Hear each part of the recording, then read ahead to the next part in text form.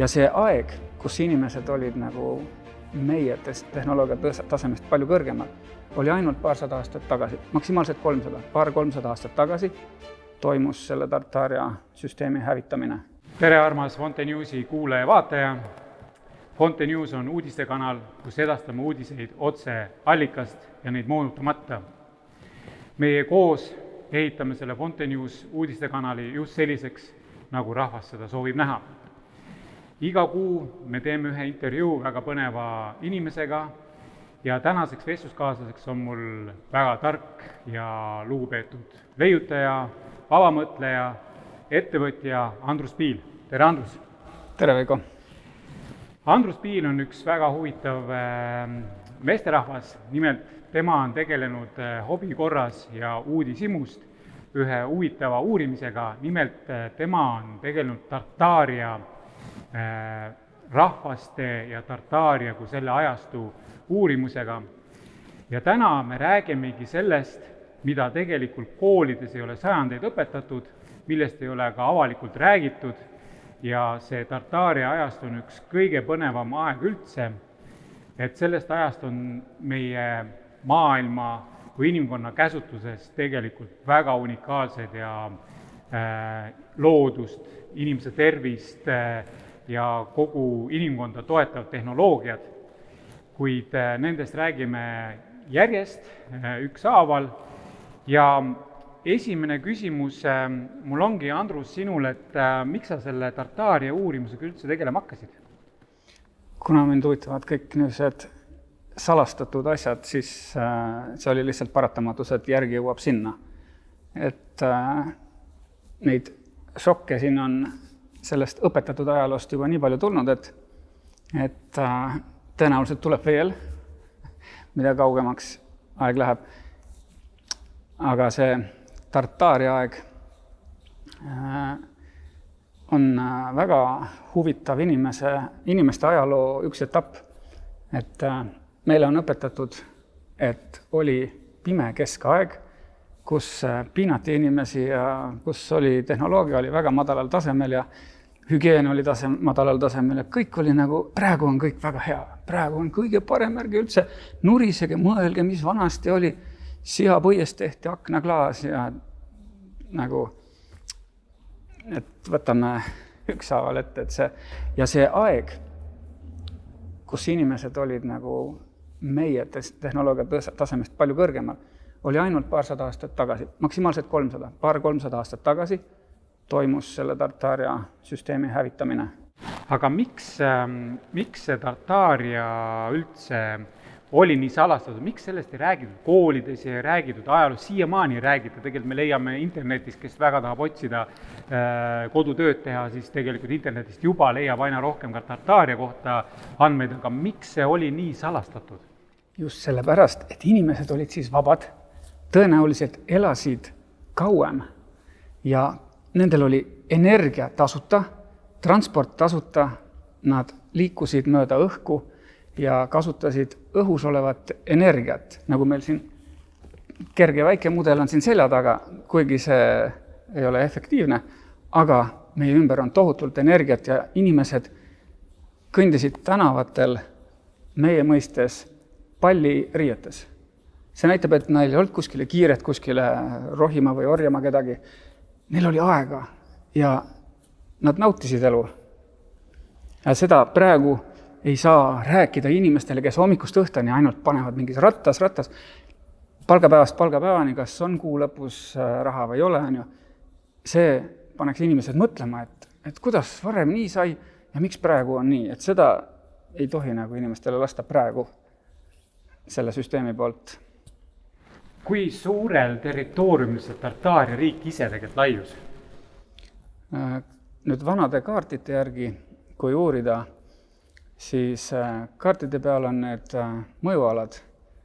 Ja üks huvitav asi on see, et tõenäoliselt see Hiina müür ei ole üldse Hiina müür, vaid on Tartaaria müür, kuna kaitses ohtu Hiina poolt tulevale ohule, et kõik need kahuri avad on suunatud Hiina poole.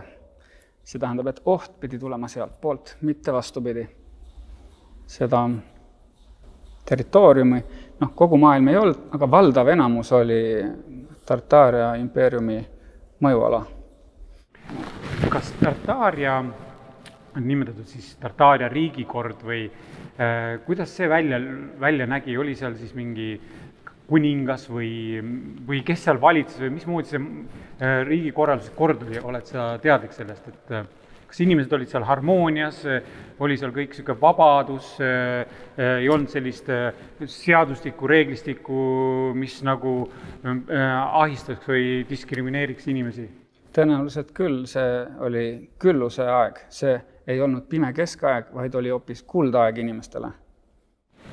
Et ma olen ise ka natukene Tartaaria kohta uurinud ja ennem kui me seda intervjuud ette valmistasime, siis ma leidsin sealt internetist väga huvitavaid lippe sellest ajast, kui Tartaaria oli, see oli siis ka mingi 300 aastat tagasi ja Tartaaria lipul oli üks elukas, ma ei saanudki aru, mis loomaga tegemist oli selle tiibadega, lõvi, keel või lohe või kotka peaga ja see ja see oli nii huvitav, et see lipuvapp oli sarnane tolle ajal Hiina vapiga, et kas sa oskad selle kohta midagi öelda, et kas siis Hiina oli mingit moodi Tartaaria mõjusfääris, et miks need lipud sarnased olid või see on sul veel välja uurimata? No sinna ma veel pole uurinud, sest sa alles täna mulle seda rääkisid ja see on muidugi huvitav, et peab jätkama selles varras kaevamist. Väga hea, aga nüüd Hiina müürist sa rääkisidki, et mina olen Hiinas ka käinud mitu korda, ma olen seal ka elanud ja tööd teinud, et tõepoolest Hiina müüril on, mina ei pannud sellele ennem, ei pööranud sellele tähelepanu ja nüüd, kui ma hakkan mõtlema ja fotosid endal vaatama tagantjärgi, siis tõepoolest Hiina müüril on nagu relvade torud oleks nagu suunatud just Hiina sissepoole, mitte ei ole nagu väljapoole. See kaitsevall, mille tagant nad lasid. Kas siis Hiina oli siis juba tol ajal oht kogu maailmale, et niimoodi oli see tehtud või? Ei, vaevalt me ei tea, mis olendid seal elasid. See kaitse ei pruukinud olla üldse inimeste suhtes. Et seal võisid olla väga erinevaid olendeid, millest praegu on ainult pildimaterjali või kujusid. Et see maailm tol ajal võis näha absoluutselt teistmoodi välja, kui meie oleme harjunud. Aga lähme siit Hiina müüri pealt edasi Tartaaria ajastu arhitektuuri juurde. Et mina olen väga palju maailmas reisinud ja mulle väga meeldivad erinevad arhitektuurilised hooned ja mälestised ja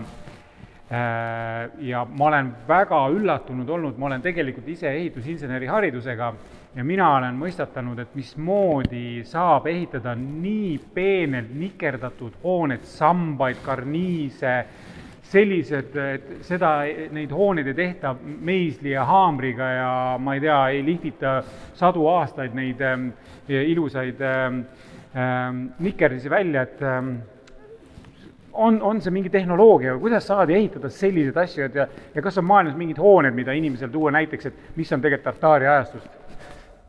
Ja pooled hooned, mis on turismi vaatamisobjektid, on tegelikult juba sellest ajast pärit. Ja inimesed just naudivad seda ilu ja proportsionaalsust ja täiuslikkust. Nii et huvitav on, et seda sama mustrit, näiteks hooned, mida nimetatakse vist Uus-Rooma versiooniks, kus on need sambad ja üleval on kolmnurk. Et seda mustrit on praktiliselt üle maa. Ameerikas läks üks aasta džungel põlema ja siis põlemise käigus avastati, et keset džunglit on selline mõis nii-öelda. Aga meile on räägitud, et seal elasid indiaanlased. Siis on väga palju pildimaterjali, kus on uhke seesama, see ei ole veel katedraal, aga ütleme, et väga grandioosne ehitis. Ja ümberringi on vaesed inimesed. Nad kasvatavad seal kapsaid ja kaalikaid ja kõnnivad kaltsudes ja lükkavad mingisuguste puuratastega kärusid. Et pilt ei lähe nagu kokku, et kui hooned on siuksed väga võimsad ja tehnoloogiliselt keerulise saavutusega. Ja inimesed seal ümber on nagu kuskilt mujalt tulnud. Et see vihjabki sellele, et toimus üks reset nii-öelda, kus koristati ära vana ühiskond, aga jäi alles väga palju arhitektuuri. Ja meil on praegu alles tänu sellele, et need, kes selle organiseerisid või aitasid organiseerida, ikkagi soovisid säilitada osa sellest arhitektuurist, sest see on nagu lihtsalt nii vapustav, ja see on inimkonna ajalugu. Kas tänapäeval on juba võetud mingid sarnaseid tehnoloogiad ka ehituses kasutusele, mida Tartaaria ajastul kasutati? Oled sa näinud juba? Et me oleme mõelnud, et meil on Facebookis varjatud ajaloogrupp, kus on väga palju pildi- ja videomaterjali ja meil on seal mitmeid adminne, kes teavad kindlasti asja juba paremini kui mina, aga meid huvitab kõiki see. Ja siis on tulnud selline mõte, et tänapäeval on nii-öelda uus tehnoloogia, et hakatakse maju printima. Et kes on kursis 3D printimisega, siis printimisega saaks sellist ilu küll teha suht kiiresti ja suht nagu, tookord ei pruukinud olla selline printimine nagu meil praegu, sellepärast, et seal on kõik monoliitsed kivid ja neid nagu printida, aga võib-olla toodeti energiast otse. Aga printimisega saaks selliseid asju järgi teha. Tänapäeva ühiskond hakkab vaikselt jõudma sinna, aga tegelikult on ta nii palju maas, et sinna on veel aega. Põhimõtteliselt on võimalik.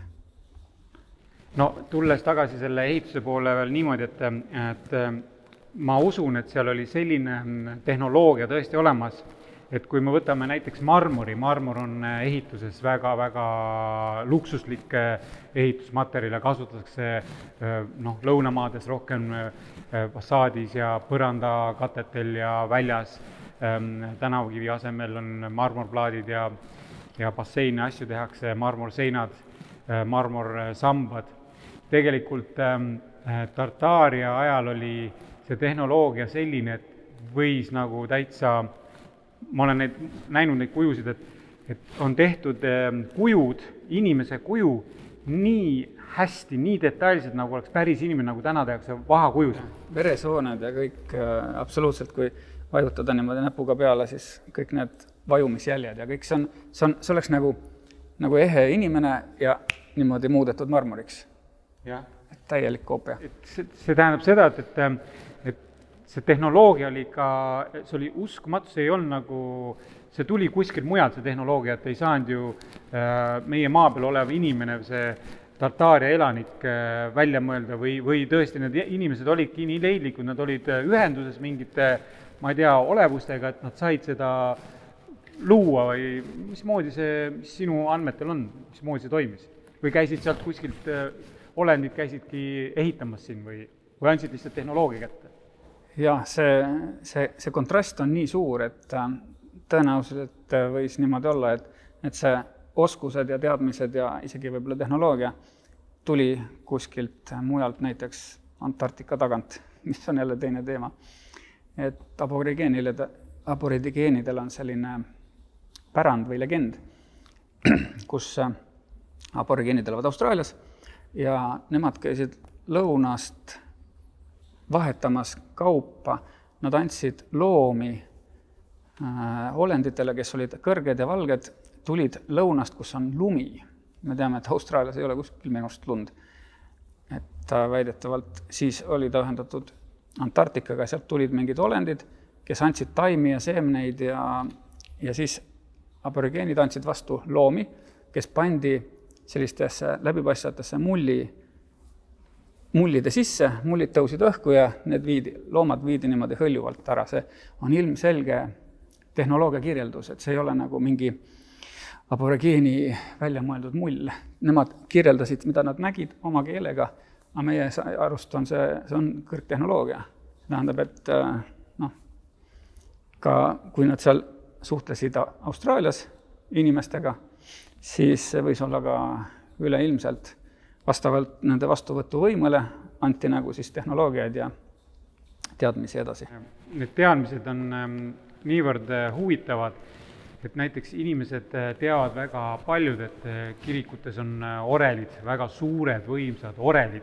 Neil on väga pikad ja suured viled ja tegelikult kas ma eksin, kui ma ütlen, et ka orelite tehnoloogia on Tartaaria ajast? Ei eks. Ikka mujalt, see on tõde, jah? Meile on ta säilinud sellest ajast, aga kust nemad selle said, on jälle hea küsimus, sellepärast et kui nüüd vaadata neid oreleid, siis see on kunstiteos ja kunstiteos, see on nagu ülim kunst. Lisaks on ta veel sellises hoones, mis on omakorda nagu kunst, et see ei ole lihtsalt võetud mingi orel pandud kuskile nagu see maja siin. See on üsna lihtne võrreldes sellega, kus asuvad need orelid ja mis konstruktsiooniga need on, millised heli, akustika efektid seal tekivad. Ilma võimenduseta jõuab heli teise nurka sama võimsalt, mitte mingisugust võimendust ei ole. Ja neid oreleid pidi keegi oskama disainida. Mingid insenerid pidid teadma õhusurve rõhku, kiirust, torude pikkust, absoluutselt kõike. Lisaks sellele tehti ka veel väga kunstiliselt. Et tänapäeval insenerid on sellised hästi niisugused, kui nad on tehnoloogilised, siis nad on hästi nagu sirged ja praktilised. Aga siin on näha seda nii-öelda kunsti panna tehnoloogia juurde, ei ole kunagi praktiline. Aga teda on väga ilus. Ta loob sellise nagu täiusliku kombinatsiooni. Lisaks sellele kombinatsioonile on ju tegelikult orel loodud hoopis millelgi muul eesmärgil kui lihtsalt ilus elu. Loomulikult heli ka oli vaja kuulata ja see rahustas ja oli nagu teraapia eest, aga tegelikult orel loodi Tartaaria ajal ka ravima. Jah, seal oli praktiline ühendatud kasulikuga. Ehk inimesed käisid regulaarselt ennast, nii-öelda meil käivad ju inimesed kogu aeg seal spaades. Taastavad ennast ja mõnusad chill ja need olid kohad, kus inimesed käisid ennast lausa regenereerimas. Ehk tõenäoliselt tänu nendele inimesed võisid elada pikemalt, tervemalt ja paremini. Et see helisagedus on väga oluline, spetsiaalselt lastakse meile raadiost, et kui me autoga sõidame või kuulame muusikat, siis meid kogu aeg nagu lammutatakse, meid hoitakse kogu aeg sellises madalsageduses. Jah, just. Ja heli, miks me jõuame ka selle teemani ka natukene hiljem, et Tartaaria ajal inimesed olid pikemad kasvu, tervemad, elasid mitu korda kauem kui tänapäeval inimene ja tegelikult see oligi üks põhjus, et nad käisid nendes uhketes ilusates hoonetes, mis juba andsid juba täiesti mõnusa nagu rahulolu ja vaimustuse ja positiivse emotsiooni, energia, see orelimäng, see heli ise oli ilus, see nagu tegi nagu uuesti sünni sulle kehale ja inimesed olidki harmoonilised, et on ju teada tõde, et õnnelikud, harmoonilised inimesed ja täis armastust elavadki kauemini ja on terved ja neil pole sellised muresid, mis on teistmoodi inimestel olenditel. Aga helide juurde edasi minna, et Tartaaria ajast on ka ju teada, et helisid kasutati ka nimetatud riigi ja kogukonna kaitseks ja ka vaenlase tõrjumiseks. Jah, see ongi huvitav, et nagu oli harmoonia ja heaolu, aga neil oli ka järelikult vaenlased, kelle eest ennast pidi kaitsma. Ja selleks kasutati jälle heli. Et praegu on üks nagu high-tech relv, on infrahelikahur, mida sõjavägi kasutab, mis on madalsagedus võnkgeneraator. Aga põhimõtteliselt vanasti tõenäoliselt kasutati täpselt sama füüsikaseadust, aga neid loodi hoopis lihtsamalt. Kui me vaatame tavalisi kahureid, mis meile öeldakse, et sinna pandi kuul sisse, siis süüdati tikuga seal või millega iganes seda püssirohtu ja siis kiirendati see kuul seal hästi kaugele vaenlasele vastu pead. Kuid miskipärast, kui uurida neid kahureid lähemalt, siis on huvitav, et seal ei ole paljudel sütikuauku. Et kus nad seda süütasid. Kui sütikuauku ei ole, otsi, kus sa tahad, ei ole. Ja kui on, siis on need hiljem puuritud, kui tuvastada selle röntgenpildiga, siis need ei ole algselt olnud. Siis teine huvitav asi on see, et see materjal ei ole plahvatuskindel. Ta on täpselt sama materjal, millest tehti kirikukellasid, kust tekitati tervendavat sagedust. Nüüd see sama kahte moodi materjal oli see pronks segatud tinaga ja alles hiljuti, kui ma nüüd uurisin, siis oli ka veel malm kahurid.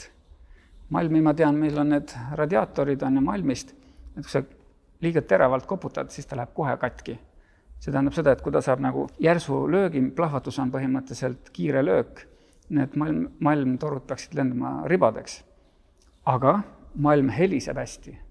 Seda asja me nüüd uurime ja varsti katsetame, et milleks on kahuritel need munad seal taga. Et on see kahuritoru ja seal on alati muna. Muna suurus on erinev, pikkus varieerub nüüd vastavalt sellele kahuri disainile. Aga see ei ole see, et mingisugune pooletonnine kahur, et mingi vend võtab sealt kuulist kinni ja siis tõstab. Teine vend ütleb, nüüd on õige nurku otta, nüüd ma süütan, on ju. Hoia kinni, tead. Et tegelikult, mis meie uuring on viinud, millele järeldusele, et kui me võtame helihargi, keerame ta küllili ja paneme ta vurr käima, siis me saamegi täpselt kahuri, et see on helihark 360 kraadi. Et tõenäoliselt nendest kahuritest pole nii-öelda sütikut järgi, aga see kuul mängis selle heli tekitamise osas suurt rolli, et kui järgmine kord Haapsallu lähme, siis me võtame vasara kaasa, sest seal on 2 kahurit. Peab vaatama, et toru oleks tühi ja mõõdame, mis sagedus sealt välja tuleb. Nii et heli tekitab positiivset emotsiooni, annab rahulolu, harmoonia, ravib, pikendab eluiga, kaitseb, tõrjub vaenlase eemale, nii et ütleks nii, et heli on üks võimsamaid asju siin, mis meil üldse olemas on, et absoluutselt lahendab kõiksugused mured ja probleemid. See on nagu tööriist, et kuidas seda osata kasutada. Et nuga, tavaline nuga on ju. Et mõne käes on ta relv, mõne käes on ta lõikaporsti, aga see sama asi. Ja heliga on samamoodi, et kui nüüd valida õiged sagedused ja kasutada teda õieti, siis seda saab kasutada nii loomiseks kui hävitamiseks. Olid ju meil Tartaaria ajal oli ka ju aastaajad ja olid ka külmad ja soojad ajad, et kui see siiamaani me räägime, et nii kõrgtehnoloogiline oli kõik ja kõik need teadmised olid hoopis teisel tasemel, mis tänapäeval on, et millega hooneid köeti, et mis tehnoloogia seal kasutusel oli? Jälle huvitav teema. Kui vaadata neid kaminaid, kamina suurusi ja paljudes kaminates puudub üldse gaasi äraviimistoru, nii-öelda heitgaasi, mis on tavalistes kaminates tänapäeval ja ahjudes, on nii-öelda korsten, mis peab olema õige ristlõikega, et ta viiks sellest koldest piisavalt välja seda heitgaasi. Ja samuti on hästi palju plekist ahjusid, millel puudub absoluutselt väljaheitelõõr, aga kasutati küttekehadena. Ja oli selline, või meil on looduses selline asi nagu raadiumiga kööti, ja see on selline kiirgav muldmetall ja seda kasutati siis nende kaminate ja ahjude küttekehadena. Et meile räägitakse, et kõik kiirgus on halb, kõik radiatsioon on halb, näiteks radoon, mida meil Eestis ka propageeritakse, et see on hästi kahjulik, mürgine, sellest tuleb hoiduda, blokeerida, aga huvitav on see, et kui minna Tabasallu mäe peale, siis seal on Lukka keskus, kus on keskmisest kõrgema sissetulekuga inimeste eluasemed ja see on väga kõrge radoonisisaldusega ala. Samuti on Kesk-Euroopas maa-alused kaevandused, mis on ümber tehtud spaadeks, kus on radoonibasseinid, kus inimesed käivad tervendamas ennast. Et siin nüüd selle peavalumeedia alati purskab natuke soolast ja vett ja seda magusat, et siis kui neid pigistama hakatakse, siis nad saavad öelda, et ei, me rääkisime tõtt ka. Et ei lähe kokku ja tol ajal kasutati raadiumit siis küttekehadena erinevates küttekolletes. Väiksemad elamispinnad kasutasid ahjusid, suuremad elamispinnad kasutasid küttekoldeid kaminatega. Et põhimõtteliselt on niimoodi, et inimesel on see küttekolle, tal on siis see raadium ja siis see küttekolle ongi tegelikult siis ehitatud just niimoodi, et kui sa paned nüüd selle põhimõtteliselt raadiumi tükikese sinna küttekollesse, siis seal on mingi tehnoloogiline lahendus veel, mis siis paneb selle raadiumi reageerima ja tekib kuumus, jah? Jah, seal ahjude pealt vaadates tõenäoliselt oli see õhu lisamisega, et seal on sellised, sealt tuli see radiatsioonimärk ka, danger, see kolmnurgad sellised, olid õhuavad nendes ahjudes, et sai reguleerida, et tõenäoliselt sellega siis sai seda kuumusastet siis maha või kinni või üldse nagu seisata selle protsessi. Ja nüüd jõuame vahepeal, mis meil rääkisimegi, et köeti raadiumiga, mis siis tegelikult meil tänapäeval on räägitud, oi kui ohtlik ta on ja radioaktiivne, mis iganes.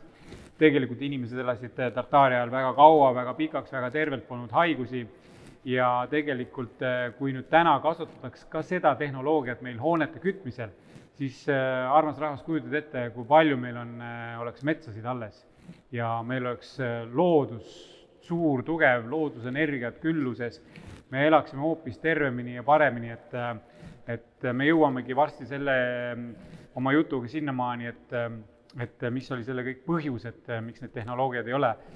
Aga lähme siis küttekollete juurest edasi, et jõuame kõige olulisema teema juurde, on energia.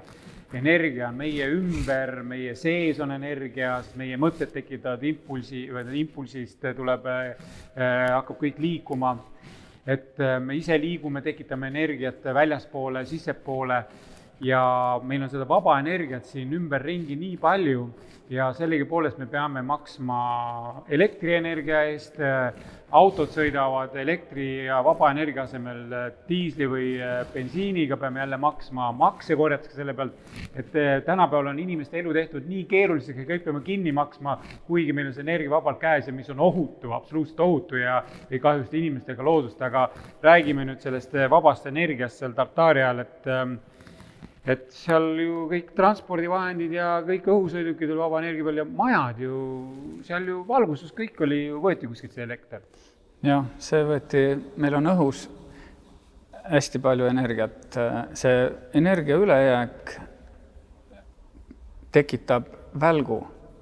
Kui me näeme, me oleme harjunud välgulöögiga ja kes on seda kogenud nagu lähedamalt või kaugemalt, siis see on ikka väga selline aukartust äratav pauk. Aga kui nüüd samamoodi nagu helisagedusi kasutada mõistlikult, siis seda energiat saab kasutada täpselt samamoodi inimkonna hüvanguks. Ja põhimõtteliselt sai lennata lennuaparaadiga ilma kütust kaasa võtmata. Põhimõtteliselt sa ujud selles samas energias ja kasutad seda elektrit. Sa ei pidanud kunagi maanduma, et tankida. Ja need linnad, mis tol korral olid ehitatud, need kiirgasid õhtul sellist valgust, nagu tänapäeval on LED-valgustus.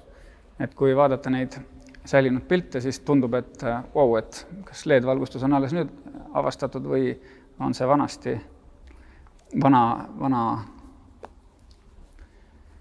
unustatud vana nii-öelda. Aga väidetavalt oli tol ajal maja servad ja need helendavad osad kaetud jälle spetsiaalse ainega, mis hakkasid selle õhuelektri läbimisel helendama. Nagu meil on praegu olid need mingid kellad, mitte luminofoor, aga fosfor on ka selline, mis salvestas nagu energiat. Aga nüüd on ka need, nagu LED-il on täpselt samamoodi, juhitakse vool läbi ainest ja see hakkab kiirgama. Et sarnased asjad olid olemas ja kasutati õhuelektrit, et võeti õhust ja suunati maha. Et polnud vaja üldse kuskilt jälle energiat osta, sellepärast et me elame energia sees. Et oli nagu detsentraliseeritud ühiskond. Praegu on kõik tsentraliseeritud, kõik on kellegi juhtimise all, kõik kuskile maksavad, kõik on nöörimööda ja keegi teenib selle pealt kasu. Transporti, ma mainisin enne, et transport oli Tartaaria ajal ka põhimõtteliselt autod ja kõik võimalikud huvitavad transpordivahendid olid tol ajal mingid nagu suured rattad, inimesed istusid nagu suure ratta sees, mis vurras siis niimoodi ringi linnapildis ja kõik nad olid ju ka vaba energia peal, et rongid olid ka ju, kõik liikusid ju ilma tossu välja, korstnatel polnud seal mingit kütustega sütti visatud alla, vaid kõik oli ju vaba energia peal. Miks neid energeetilisi või vaba energia lahendusi tänapäeva siis ei kasutata? Sest siis ei saaks need korporatsioonid endale kasu ahnitseda. Kui kõik on sul ümberringi tasuta, siis voolumõtjat ei saa ju panna, kui sa võtad õhust elektrit. Et kõik on ahnuse peal praegu üles ehitatud. Et vaadata isegi neid ronge, arhitektuur, ahjud, rongid, kõik on selliste kaunistustega, mis, kui vaadata neid pilte, siis ei ole vaja. See ei ole nagu praktiline. Aga tundub, et tolle aja ühiskond oli hoopis teiste väärtustega ja nemad hindasid ilu ja harmooniat. Ma olen sinuga nõus, sest tänapäeval vaadata arhitektuuri, näiteks Tallinna linnaski. Ma olen väga palju maailmas ringi sõitnud ja meil on see arhitektuur siin nii igav, kõik need kõrghooned tehakse lihtsalt mingid kõrged püstised klotsid. Ei ole seal ei ilu ega tegu ega mitte midagi ja see lihtsalt ei loogi mõnusat ilutunnet siin, kui maju ehitatakse ilmasuguse ilutundeta. Ja tõepoolest, kui vaadata Tartaaria neid transpordivahendeid ja rongivagunid on nagu liikuvad lossid. Et nad on tõsiselt ilus ja miks meil inimesed, meil sõidavad inimesed nendes nimetatud kiirrongides, et nad on kuskil Poolas või Ungaris või mis iganes toodetud, et nad on nii voolujoonelised, nii ägedad, lähed sisse, siis istmed ei ole enam puuiste nagu kunagi oli, aga on vähe parem iste, aga mingi nagu, sa sõidad nagu plekist kastiga ja plastik nagiseb ja mitte midagi, aga siin Tartaaria ajal vaadata neid pilte, siis rongid olidki nagu liikuvad lossid ja sa läksid nagu kunn või printsess või kuninganna läksid sinna rongivagunisse ja nautisid seda ilu, mis seal kõik on ja ei olnud mingid diiselmootorid, mis rongi edasi ajas ja lihtsalt kõik vaikus ja rahu, et uskumatu elu. Et kas need tehnoloogiad, mis tol ajal olid, just ma mõtlen vabaenergia tehnoloogiad, kas need hakkavad juba tulema ka juba rahva kätte või veel hoitakse neid ikkagi tagasi veel? Need on püütud kogu aeg tagasi hoida, aga inimesed on kõik tegelikult leiutajad. Absoluutselt kõik. Osad inimesed lihtsalt on nukkuvas olekus. Et see ühiskond ja see süsteem on nad nii ära kapseldanud, et kui nad ükskord ärkavad, siis see oleks uuesti fantastiline maailm, mida kõike suudetakse luua. Lähme siit vabaenergia teemalt edasi sellise põneva asja juurde, nagu on see holograafia. Räägi natukene, mis see holograafia on? See on ruumilise pildi, see on ruumiline pilt ehk jäljend reaalsest füüsilisest objektist. Ja kui meile räägitakse, et holograafia leiutati siin mingi 50 aastat tagasi alles, siis kui vaadata neid Tartaaria-aegseid pilte, siis seal juba on seesama tehnoloogia kasutuses ja muidugi mingite teiste põhimõtetega. Kui vaadata neid pilte, siis on näha kõrgepingeid rahvasid ja täpselt samamoodi, kuna see ühiskond elaski selle õhuelektri pealt, siis sealt oli kõik arendatud edasi. Et meie tänapäeva tehnoloogia võib olla kõik võetud sealt Tartaariast, kuna need teadmised ei läinud kaotsi, mis tookord oli saavutatud, aga inimesed läksid kaotsi. Nüüd need teadmisi tuuakse turule ükshaaval ja esitletakse nagu, mõeldakse välja mingi kõva tegija, kes mõtles välja midagi sellist ja omistatakse temale nagu see au ja kuulsus, olgugi, et lähteandmed tulid eelmisest tsivilisatsioonist. Et me oleme tegelikult palju näinud, inimesed on filme vaadanud, Hollywoodi filmid, kus on näidatakse ulmeni ilmi, et hologramm luuakse kellegi, keegi räägib sinuga samas ruumist, lihtsalt paned nagu käe läbi, et hoopis, et oih, sa ei olegi reaalne, et tegelikult sa oled hologramm. Et see on siis see holograafia nii nimetatud, et me saame teha inimesega suhelda nii, et oleks nagu reaalselt siin kohal, aga ta on hologramm temast. Aga saame temaga suhelda, ta ise asub kuskil mujal. Ja tegelikult need filmid, mis on Hollywoodis tehtud, me nimetame neid selliseks fantaasiafilmideks või ulmefilmideks, siis need filmid on loodud ka tegelikult kõik selle Tartaaria ja muude ajastu tehnoloogilistel teadmistel või nendel teadmistel ongi need filmid tehtud, et inimesed võiksid hakata mõtlema nii elus, et kõik, mida sa suudad oma peaga välja mõelda, see kõik on võimalik. Et ei ole nii, et see ei ole võimalik. Kõik, mida sinu pea suudab välja mõelda, on võimalik, sest me oleme ka programm ja programm suudabki toota kõike, mis on võimalik. Aga lähme edasi siit sellest holograafiast. Enne me mainisime jutu algus ka, et Tartaaria ajal olid inimesed tervemad, pikemad, õnnelikumad, täis armastust, harmooniat ja Tartaaria ajal ei olnud selliseid asju, mida tänapäeval on. Ei ole siis tehis ja rämpstoitu, nagu meil poeletid on täiesti tööstuslikku surnud toitu täis ja inimesed naudivad, et mida ilusam pakend ja paremini maitseb ja rohkem seal imelisi aineid on lisatud, seda ägedam on.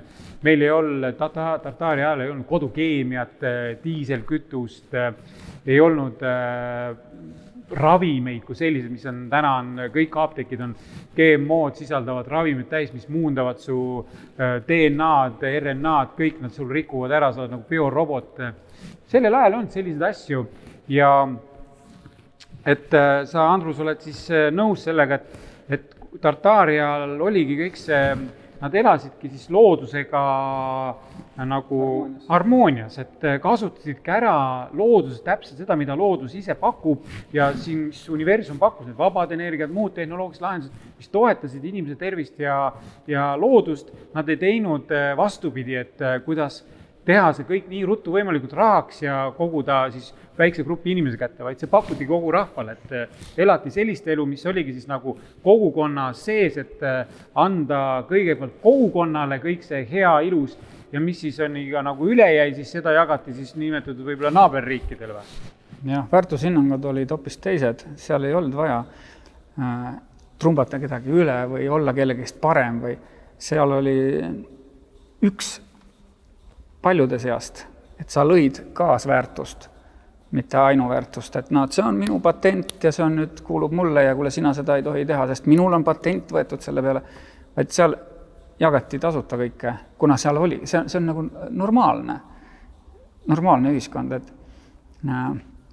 praegu üritatakse nii minimaalselt teha mingi toode nii odavalt kui võimalik ja müüa maksimaalse hinnaga, mis ei kesta mitte midagi. Kõik need hooned Tartaaria ajast on säilinud, nad on ehitatud nii kvaliteetselt, et kõik see ilu on säilinud aastasadu. Tänapäeval on iga 10 aasta tagant vaja tänapäeval ehitatud majale kappremont teha, sellepärast, et vastasel juhul seal ei saa varsti elada. Aga Tartaaria aegsed hooned kestavad sajandeid. Seal on võib-olla natuke vaja võõbata, kui siin vahepeal hullud peavad sõdasid, teevad sinna kuuliauke sisse. Aga kõik see hoiak inimestel, korraks hüppaks tagasi selle hologrammi teema juurde, kus kui vaadata neid holograafia seadmeid, siis need seadmed ei ole ka lihtsalt mingi pulk ja teine pulk ja mingi ring, vaid seal on ka nikerdused ja graveeringud ja igasugused. See on ka tehtud ilusalt, isegi tõenäoliselt mingi prügihari on seal ka suurte nikerdustega, mis oleks meil praegu muuseumis vaatamisväärsus. Aga see on lihtsalt prügihari, kes see viitsib seda ilusasti teha. Aega on ju, ajupotentsiaal oli siis tõenäoliselt inimestel suurem.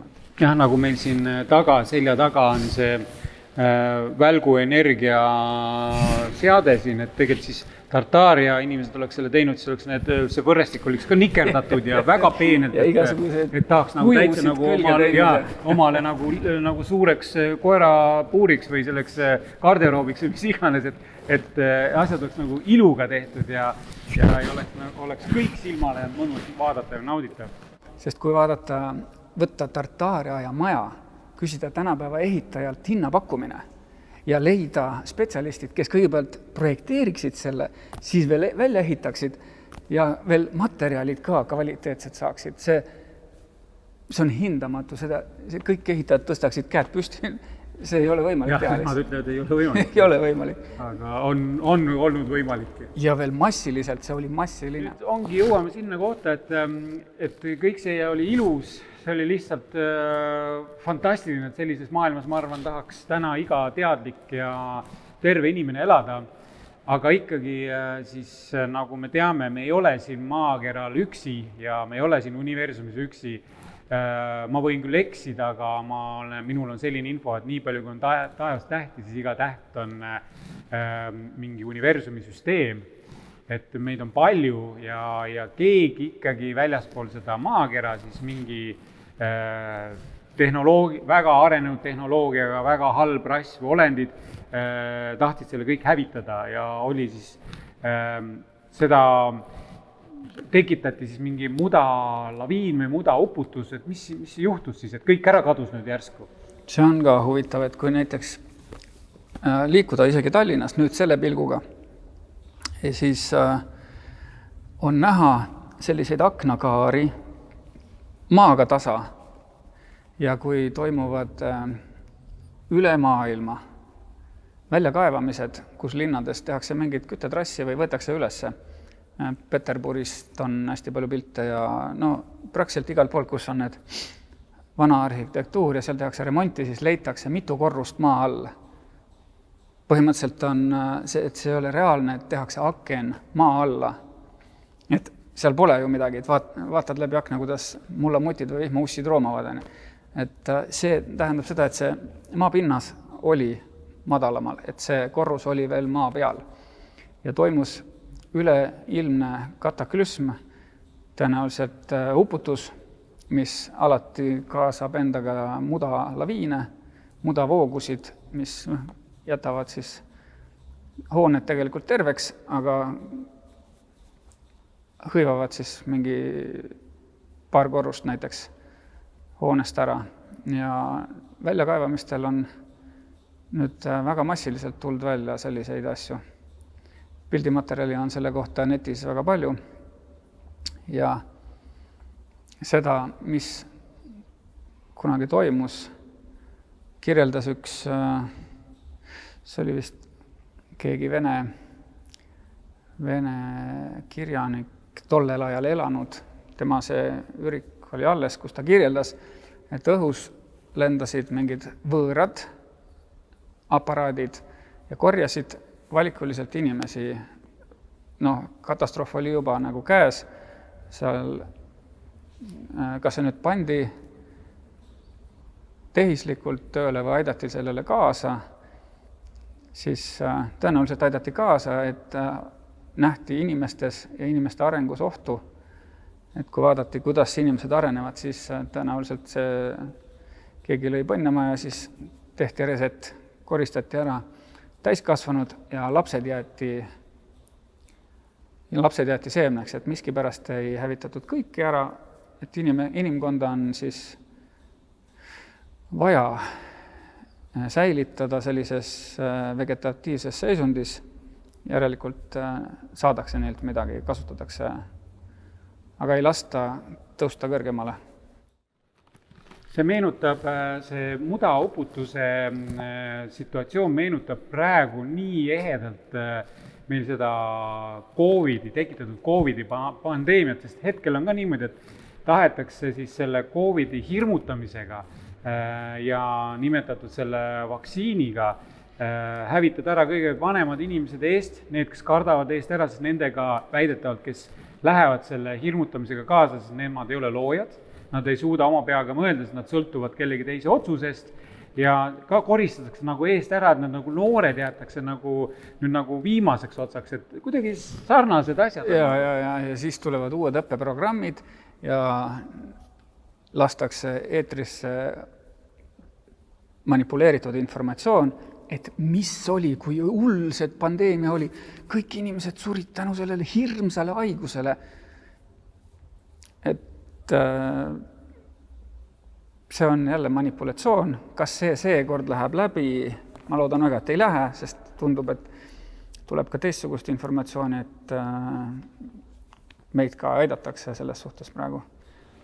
Et selle Tartaaria muda, selle laviini või muda uputuse organiseerimise tagajärjel, siis nagu sa ütlesid ka, et korjati siis teadlikud inimesed mingitele laevadele ja lõpuks siis olid need orbud, on ka leitud informatsioonid, olid rongidega viisi siis tohutult neid orbe kõiki kokku kindlatesse kohtadesse.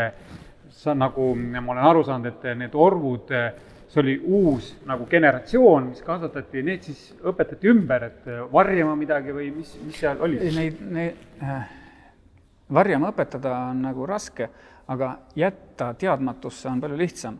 Et põhimõtteliselt lapsed jäeti ellu, mis viitab sellele, et ei olnud nagu looduslik katastroof, sest loodus ei tee valikuid. Et kui tormab mingisugune tsunami, siis kõik, kes seal ees on, saavad kas surma või heal juhul jäävad ellu. Aga siin on näha seda, et massiliselt jäid ellu just alaealised. Kõik vanemad olid saanud hukka, siis korraldati nende laste korjamised kokku, neid isegi osteti ja müüdi, on sildid, et müüja 5 last seal selle raha eest ja neid siis suunati erinevatesse kohtadesse, aga põhiliselt kontsentreeriti nad lastekodudesse ja õpetati ümber. Et ajalugu oli tegelikult selline ja toimus selline asi ja pühiti kõik see vanad teadmised minema, sellepärast, et lapsed veel ei olnud seda elu näinud, kust see energia tuli, nemad olid harjunud, et elu toimub, aga kuidas ta toimis, seda nad veel ei teadnud, et sealt hakkas siis nii-öelda meie ühiskond, mis on kestnud 200-300 aastat maksimaalselt, on meie ajalugu, mida me teame, ainult kestnud, mis oli selle algselt teadasaamise puhul väga šokeeriv, et kuna ma teadsin, et on ikka mitu tuhandeid aastaid. Et meil on tõepoolest ajalugu on nii palju moonutatud ja ütleme niimoodi, et täit tõde meil ei ole räägitud ja kaugelgi sellest täist tõest, et on maalitud 1000-aastaseid ja miljoniaastaseid ajalugusid, aga tegelikult on meie ajalugu, teadlik ajalugu 300 aastat ja 300 aastat pildikult meil on valetatud ja on siis see teadmine või see ajastu, see viimased 3 aastat minu informatsiooni põhjal on siis mingi väike grupp inimesi seda maailma juhtinud oma äranägemise järgi ja teinud siis inimesed pildikult nagu orjaks. Aga kas, kui see tõde hakati varjama nüüd peale seda suurt katastroofi, mis Tartaariale üldse maakera siin tekitati, et tegelikult kui kõik on olnud vale, on valetatud meile absoluutselt, praktiliselt, ma ei teagi, kus see tõde on enam, kui see tõde on nii defitsiit, et seda ei leia üles isegi parima tehnoloogiaga ka, et mul on tunne, et see Tesla ka, siis ma olen kuulnud ühte kuulujuttu, et ka Tesla on tegelikult ehtinud ennast võõraste sulgedega, et tema ei ole ise midagi leiutanud, et ta on ka Tartaariast lihtsalt saanud selle info ja kasutanud nagu oma nime peal või? Tõenäoliselt on see info, mida Tesla nime all esitletakse. Tesla on nagu bränd. Et võt see mees oli geenius, võib-olla isegi ta reaalselt elas, aga kas ta neid asju ka kõiki tegi ja leiutas, see vajaks alles täpsustamist, sellepärast et see tehnoloogia on kõik Tartaaria ajast pärit. Ta pandi Tesla nime alla, et hoida seda kontrolli all. Et keegi teine ei saaks seda teha, see on Tesla patent, sina seda teha ei saa. Olgugi, et see on vaba energia. Toodeti energiat õhust ja veest ja tänapäeva ühiskond on natuke teistmoodi üles ehitatud ja väidetavalt ja see Tesla on samamoodi nagu mitmed teised tegelased välja mõeldud. Nagu Napoleon? Jah, Napoleon samuti.